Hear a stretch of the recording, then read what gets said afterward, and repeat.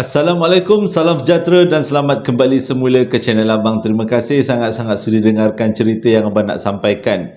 Hari ini Abang nak sampaikan 3 lagi cerita daripada 2 orang yang berbeza. Jadi dengan kata lain, salah seorang daripada mereka menyampaikan 2 cerita. Dan cerita kali ini salah satunya datang daripada Singapura. Abang suka betul kalau cerita datang daripada luar negara. Kita berkongsi cerita satu pengalaman yang luar biasa daripada orang lain, itu sesuatu yang sangat berharga. Jadi tanpa membuang masa, sebelum kita mulakan cerita, marilah kita sama-sama berdoa semoga Allah panjangkan umur, murahkan rezeki, berikan kesihatan yang baik untuk kita semua dan permudahkan segala urusan kita dunia dan di akhirat, dan semoga Allah memberikan syurga buat mak ayah kita di atas jasa-jasa mereka yang telah mendidik dan membesarkan kita, dan semoga Allah menyelamatkan kita satu Malaysia dan juga satu dunia. Semoga kita sentiasa di bawah rahmat Allah. Doa untuk semua sekali. Jadi tanpa membuang masa, abang akan mulakan cerita kali ini dengan auzubillahi minasyaitanirrajim. Bismillahirrahmanirrahim. Cerita kali ini disampaikan oleh Ajak, berlaku pada tahun 1991 dekat Singapura. Pada waktu tu dia mengikuti satu kursus yang lebih kurang macam PLKN negara kita jugalah. Sekarang dah tak ada PLKN, yang hari tu punya PLKN. Dipanggil khidmat negara. Jadi dengan kata lain, semua rakyat Singapura boleh dikatakan diwajibkan untuk mengikuti program khidmat negara. Cumanya sama ada dia nak mulakan program tu di awal umur 17-18 tahun ataupun datang semula pada umur 20 atau 21 tahun. Tapi dalam kes Ajak ni, selepas dia habis sekolah, dia pergi kerja dulu. Jadi dengan kata lain, dia masuk ke camp untuk menjalani program khidmat negara pada umur 21 tahun. Pada waktu tu kebanyakan yang datang untuk masuk ke program tu pada umur mereka semuanya lebih muda daripada Ajak. Dengan kata lain, Ajaklah antara orang yang pelajar yang boleh dikatakan agak berusia sedikitlah berbanding dengan pelajar-pelajar lain. Daripada duduk dekat sini, abang tak pasti tempohnya berapa lama, tapi katanya daripada sinilah dia menimba dua pengalaman yang cukup dia ingat sampai sekarang. Salah satunya yang abang nak ceritakan hari ini. Waktu dia mula-mula sampai dekat camp tu, dia telah diterangkan tentang peraturan-peraturan yang perlu diikuti oleh setiap daripada anggota. Antara peraturan-peraturan tu, ada satu peraturan yang pelik. Lupa abang nak beritahu. Sebelum tu, dia menjalani program khidmat negara dekat satu pulau di antara Singapura dengan Malaysia. Kalau ada siapa-siapa yang tahu nama pulau tu, boleh kongsikan ke abang. Sebab abang memang tak tahu Pulau Ubin ni. Abang buat agak-agaknya lah.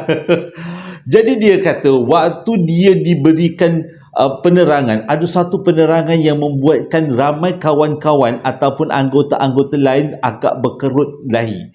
Sebabnya pada waktu hari program tu, kebanyakan yang datang adalah orang Cina, yang berbangsa Cina lah. Yang dia ni pula Ajak memang berbangsa Melayu, agamanya Islam.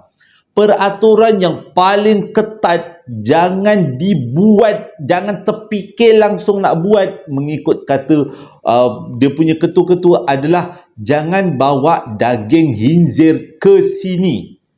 Pada waktu tu, kebanyakan daripada peserta yang berbangsa Cina, yang bukan beragama Islam kan, yang tidak beragama Islam, agak bukanlah tertekan, tapi macam sakit hati bila dengar peraturan ni. Apa masalahnya? Diorang kata makanan je pun, bukannya benda yang menakutkan. Dan kalau bawa makanan tu tak memberi apa-apa kesan pun dekat kawasan ni. Sebabnya ini bukan satu kawasan perumahan orang Islam ke, ini tempat yang terbuka, tempat kemah, camp. Jadi adalah beberapa orang peserta yang memberi bantahan kepada pihak pengurusan kenapa tak boleh bawa daging khinzir. Tapi pihak pengurusan tak bagi jawapan. Dia terus terus kena maki, bukan maki, terus kena marah. Tak pasal-pasal orang yang bertanya, yang membuat bantahan tu kena denda. Bentuk denda tu macam berdiri tengah panas macam tu lah. Jadi semua peserta maklum yang memang daging khinzir tak boleh bawa masuk. Atas alasan apa, semua orang tak tahu.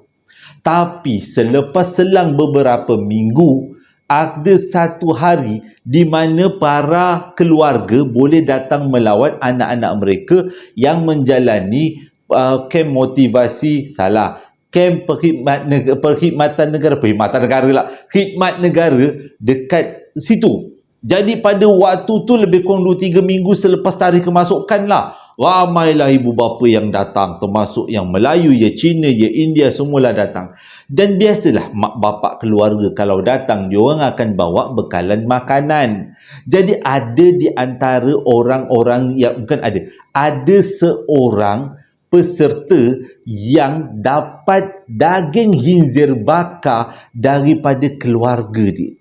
Sebenarnya kawan-kawan yang bangsa Melayu dan juga bangsa India dan bangsa Cina juga memang perasan peserta ni bawa daging khinzir, dan dia dah beritahu, kau bawa daging khinzir, kau tahu tak memang ini peraturan tak boleh bawa.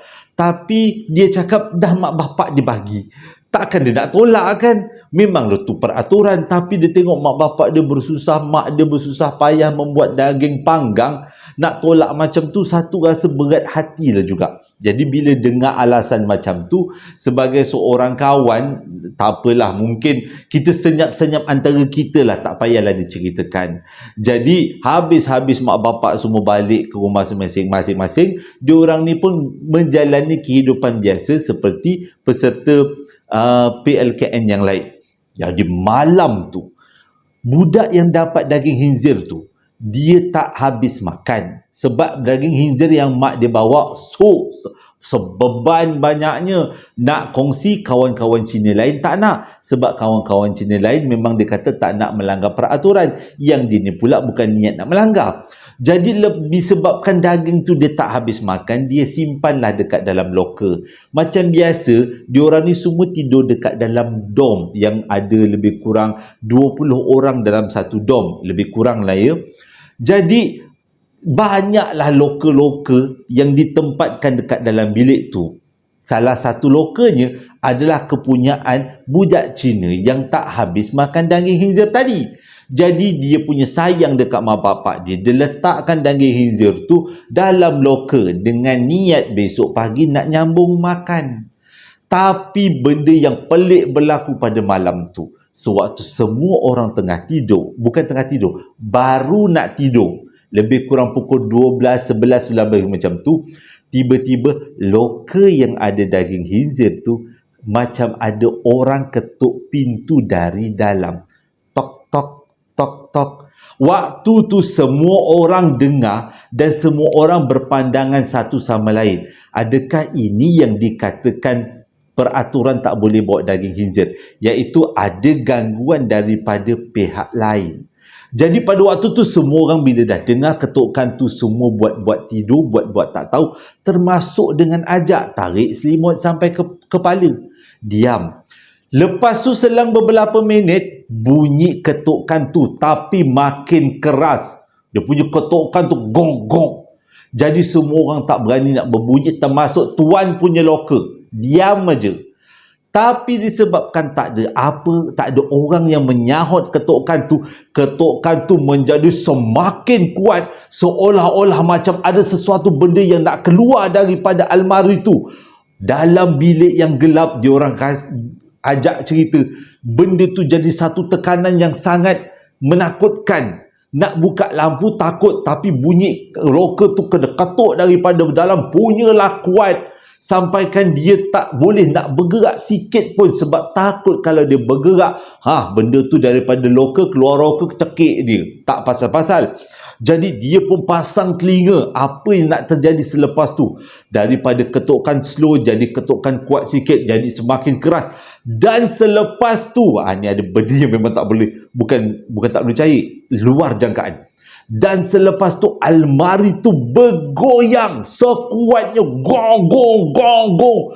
Sampaikan dia kata bunyi almari tu seolah-olah almari tu melompat-lompat dekat dalam bilik tu. Tak boleh tidur dah, tapi tak ada siapa nak bergerak. Semua ketakutan diam aja kat tempat masing-masing. Bunyi je betul-betul bingit dan cukup menakutkan. Nak tak nak seseorang mesti ambil tugas untuk redakan benda ni. Tapi macam mana bunyi loka tu semakin kuat dan memang boleh bayangkan loka tu macam berterbang-terbang dalam bilik tu dan macam melompat-lompat dekat bilik tu, huru-hara dalam bilik tu. Walaupun macam tu tetap juga tak ada siapa yang bangun dan senyap dan bilik gelap. Ajak pada waktu tu dia kata dalam bilik dia tak ramai yang Islam dan tak ramai yang beragama Islam. Jadi dia kena buat sesuatu. Dia sebagai antara yang paling tua dekat situ, dia perlu redakan keadaan ni. Jadi dia kuatkan semangat. Dia keluar daripada selimut, dia lari ke arah suis lampu dan dia petik satu bilik dom tu terang. Dan nak tahu tak apa yang terjadi? Loka tu dah bergerak daripada tempatnya. Dan memang betul loka tu ada tanda-tanda macam melompat, macam bergerak. Sebab dia dah bergerak daripada tempat dia. Jadi pada waktu tu semua orang dah dalam keadaan yang cuak dan semua dah terbangun. Tengok pada ke arah loka yang dah bergerak tadi tu. Senyap tak tegur apa-apa.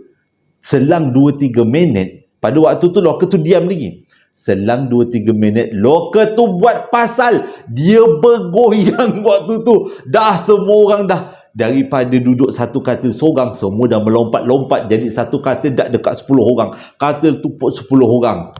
Dah masing-masing takut. Muda-muda lagi pada waktu tu, umur 17-18 tahun. Jadi yang si Ajak ni pun dah tak tahu nak buat apa. Dia pun dah tak terfikir nak baca apa. Tiba-tiba ada, yelah, pertolongan lah. Ada dia punya bos-bos, lieutenant, colonel semua datang ke bilik tu. Benda pertama yang diorang dengar adalah lieutenant tu azan. Azan sekuat-kuatnya dekat dalam bilik tu. Dan selepas tu almari tu tak bergoyang lagi dan lieutenant tu panggil siapa punya almari ni. Jadi budak tu mengaku dan dia beritahu yang dia bawa daging khinzir. Kat time tu juga kena. Memang kena tiaw kat situ. Dia pun kata keluarkan daging khinzir tu, kita bawa ke tempat lain, kita buang dia. Sebab memang tak boleh ada daging khinzir kat sini. Dan dia pun ikut arahan, buanglah benda tu kat tempat ke mana-mana lah. Besoknya, budak yang bawa daging khinzir tu kena hukum seberat-beratnya. Iaitu kena buat beberapa kerja, kena berdiri tengah panas dan kena berkawat, macam-macam lagi lah. Dan sempat juga Ajak bertanya dengan ketua-ketuanya, kenapa tak boleh bawa daging khinzir dekat sini? Apa alasannya? Sebab dia tak pernah dengar pun alasan ni. Dan Colonel yang beragama Islam tu cakap, sebenarnya kem ni adalah bekas tapak perkuburan orang Islam. Dan memang kita semua tahu, orang Islam tak akan makan daging khinzir. Jadi itulah penyebabnya tak boleh bawa daging khinzir kat situ. Mungkin ada serpihan yang tertinggal dekat bawah tanah tu ke? Itulah penyebabnya. Masih lagi pengalaman Ajak. Kali ini, waktu ni pengalaman dia masih dekat kem yang sama, waktu khidmat ke negara. Cumanya, kes ni berlaku pada waktu dia kena berkawat di antara pukul 12.30 malam sampai pukul 2 pagi. Berkawat tu bukanlah semata-mata berkawat, tapi dengan kata lain menjaga keselamatan, dengan kata lain nak meronda lah, tugas-tugas meronda. Memang dilakukan oleh setiap pelatih, bukanlah jurulatih yang buat. Tapi diorang ambil giliran, mungkin malam ni kena, mungkin malam akan datang tak kena. Jadi dengan kata lain, semua orang akan ada pengalaman berkawat, iaitu menjaga tengah malam. Kes ni berlaku pada waktu tu, selang 2-3 bulan, 2-3 minggu daripada kes yang pertama tadi. Semua orang dah sedia maklum kawasan tapak kemah tu, tapak kem tu adalah kawasan bekas perkuburan Islam. Disebabkan semua orang dah tahu tapak kawasan kem tu adalah bukan tapak sebarangan, proses untuk berkawal adalah bukan satu benda yang mudah. Ia sangat mencabar. Macam-macam cerita kata Ajak daripada kawan-kawan dia yang lain sewaktu berkawat tengah malam, dengar macam-macam cerita, nampak macam-macam benda. Tapi di antara cerita yang diorang dapat, ada satu cerita yang memang sangat famous dekat kawasan kem tu adalah telekung terapung. Waktu tu bila Ajak dengar cerita daripada kawan-kawan dia terlekung terapung, dia dah tak adalah takut sangat. Sebab dia sebagai orang Islam, telekung tu adalah benda yang biasa, telekung putih. Sebab mak dia pakai, nenek dia pakai, waktu nak semayang, tak ada masalah pun kalau ada telekung tu terapung, tak adalah seram sangat. Jadi pada waktu tu dia berkawat pada pukul 12 ke 1-2 pagi. Kes ni berlaku tepat pukul 1.30. Waktu tu waktu dia dah nak habis berkawat. Jadi dia berkawat antara ya tak ya je lah. Cepatlah habis, cepatlah habis. Waktu dia tengah berkawat tu, waktu dia tengah berjaga berjalan-jalan dekat kawasan tempat dia berkawat tu, tiba-tiba daripada jauh dia nampak telekung terapung. Waktu tu dia rasa macam, oh inilah yang orang kata telekung terapung. Dia terapung 1 meter daripada tanah. Dan memang nampak telekung tu beralun. Tak nampak rambut, tak nampak muka. Hanya telekung yang berkibar-kibar terapung daripada jauh. 10 meter lebih kurang. Jadi dia kata antara nak takut dengan tak takut itu je perasaan dia. Tapi untuk mengelakkan daripada benda buruk berlaku, dia pun berlarilah dekat kawan dia yang memang sama-sama bertugas pada malam tu. Konon-kononnya nak berdekat-dekat lah, tak adalah takut sangat nanti. Jadi bila kawan dia datang, kenapa kau tiba-tiba datang sini? Baru 1.30, belum lagi pukul 2. Tak, aku nampak telekung terapung, dia kata. Oh, ya ke? Kawan dia kata, nampak telekung terapung. Aku nak tengok. Kawan dia ni Cina. Oh, nak tengok telekung terapung. Selalunya orang cerita je. Jom kita pergi tengok. Dia orang pun pergilah tengok, mengendap-mengendap ke kawasan tempat yang dia nampak tadi.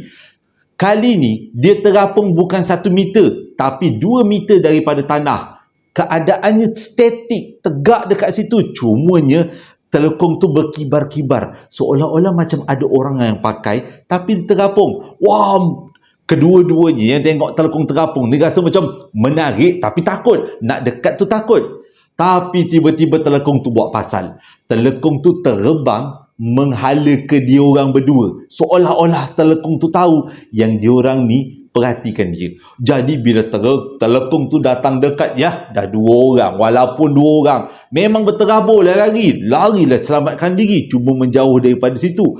Dan selepas jauhnya lebih kurang 50 meter daripada tempat mula-mula dia orang duduk untuk tengok telekung tadi tu, dia orang nampak telekung tu betul-betul mendarat di atas tapak tempat diorang berdiri tadi. Dengan kata lain, kalau diorang tak berdiri dekat situ, tak beralih, tak lari, mungkin telekung tu dah terserkup dekat dalam badan diorang dan diorang ada dalam telekung. Mujur diorang berdua tu lari menyelamatkan diri dan telekung tu tetap berdiri dekat situ sampailah pukul 2 pagi. Waktu nak tukar shift, kata Ajak, dia pesan pada budak-budak yang lain. Dia kata, jangan pergi berkawat ataupun mengawal dekat kawasan-kawasan sini. Jadi yang budak-budak baru nak pergi melawat tu bertanya, kenapa pula tak boleh melawat? Jangan degil. Tapi budak-budak biasalah, benda yang dilarang yang itu juga yang dia buat. Besok pagi heboh, aku jumpa telekung terapung. Dah cakap. Tapi budak yang jumpa telekung terapung tu besoknya dia demam, tak boleh bangun sebab agaknya terkejut tengok telekung terapung. Tak pernah tengok, selalunya tengok telekung dekat masjid aja, cantik aja, duduk tersidai ataupun orang pakai. Kali ni tak nampak pun orang pakai, tapi nampak telekung terapung. Jadi siapa-siapa yang tahu tentang cerita telekung terapung dekat satu tapak kem PLKN Singapura, di antara pulau di antara Malaysia dengan Singapura, pulau tu, bolehlah komen-komen kat bawah cakap saya pernah berada di situ. Okey, itu tamatnya cerita pengalaman seorang yang bernama Ajak.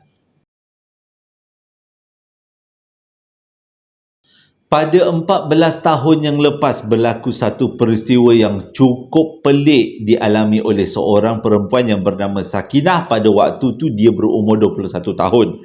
Kalau 14 tahun yang lepas dia berumur 21 tahun, kalau sekarang umurnya lebih kurang 34-5 tahun. Jadi lebih kurang 35 tahun sekarang umur dia, mungkin dah beranak penak lah. Dia kata pada waktu tu dia bekerja dekat satu kem askar dekat Selangor sebagai seorang pembantu manager dalam bahagian dapur. Jadi dialah yang menguruskan masakan-masakan untuk para tentera. Tapi tempat dia bertugas ni ada satu benda yang bukanlah pelik, tapi dia jarang digunakan. Kawasan kem tu hanya digunakan bila ada kursus yang dihadiri oleh askar-askar lain. Kalau ada kursus, barulah camp tu meriah. Tapi kalau tak ada kursus, camp tu jadi sunyi sangat.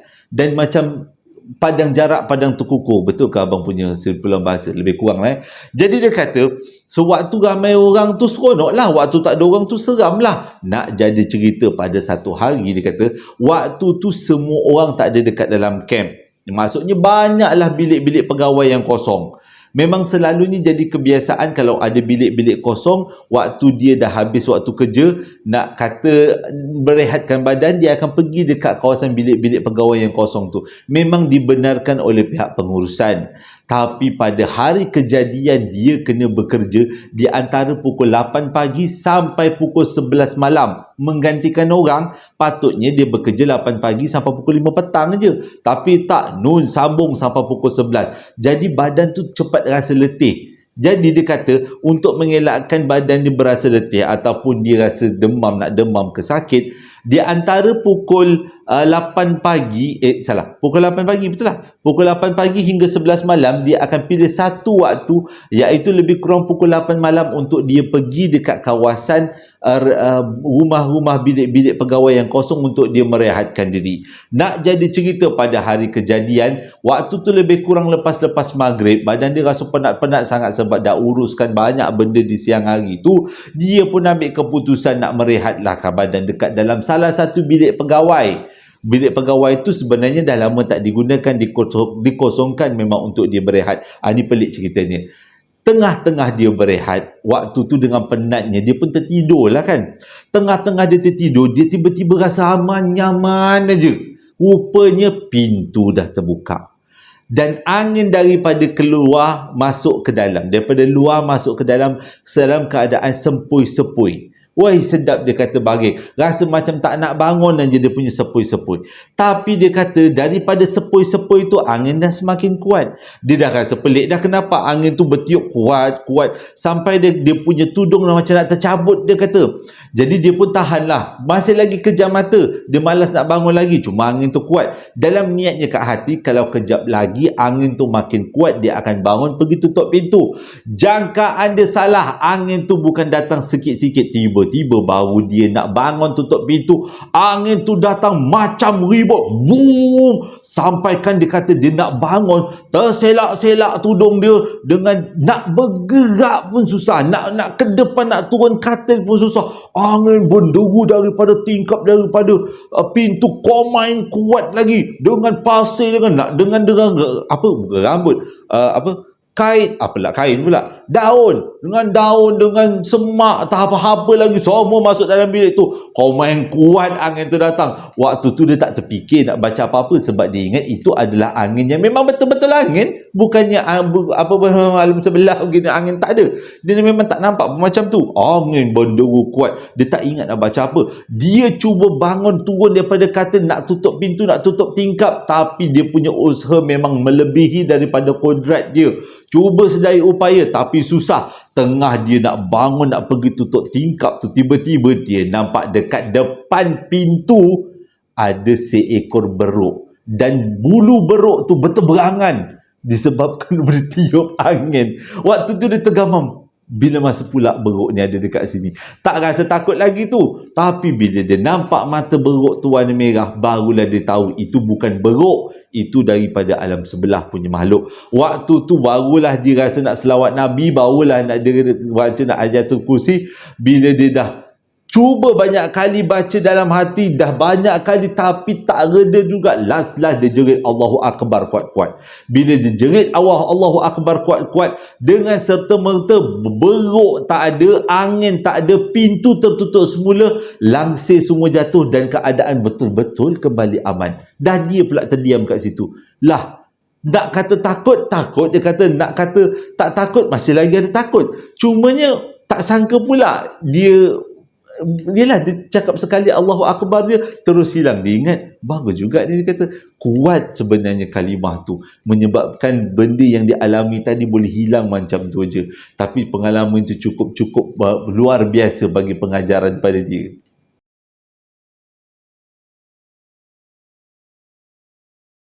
Terima kasih sangat-sangat sudi dengarkan cerita yang abang sampaikan kali ini. Moga ceritanya menjadi iktibar dan pengajaran. Jadi sebelum abang tamat, abang memang dah buat promosi perapan sate beli 3 RM80. Boleh tekan pada link Shopee yang abang sediakan dalam setiap video abang. Mana tahu ada yang nak merasa nak gunakan perapan sate tu untuk dibuat sate sempena korban tak lama lagi kan hari raya korban. Jadi itu yang pertama. Yang kedua, abang ucapkan selamat hari jadi buat Nurul Fikri, Nurul Rifki. Salah sebut. Nurul Rifki yang jatuh pada 12 hari bulan 6 hari Isnin. Kalau tak silap abang ya, hari Isnin 12 hari bulan 6. Abang ucapkan selamat hari jadi, semoga panjang umur, murah rezeki, sentiasa diberikan kesihatan yang baik dan dipermudahkan segala urusan oleh Allah Ta'ala. Dan juga saya ucapkan selamat hari jadi buat kakak Izrina. Pada umur berapa tak pula dia beritahu pada abang, tapi tarikh lahir dia juga jatuh kepada bulan 6 ni. Walaupun yang mana satu abang rasa lebih kurang awal-awal minggu hari tu. Minta maaf Kak Izrina lambat buat ucapan, tapi sempena hari jadi ni saya doakan semoga akak dipanjangkan umur, dimurahkan rezeki, diberikan kesihatan yang baik dan dipermudahkan segala urusan. Amin ya rabbal alamin. Dah jadi macam Medan menyampaikan hari jadi punya ucapan. Tak kisahlah asalkan nama kita sama-sama disebut dekat dalam YouTube abang. Okey je, tak ada masalah pun. Jadi kurang-kurang jadi kenangan. Tengok nama mak ada dekat dalam YouTube. Terima kasih sangat-sangat sudah dengarkan cerita abang kali ini, dan santai-santai ceritanya sebab dah 2-3 hari sebelum tu ceritanya agak berat-berat juga kan. Okey, hingga berjumpa lagi dalam 2 hari akan datang. Assalamualaikum warahmatullahi wabarakatuh.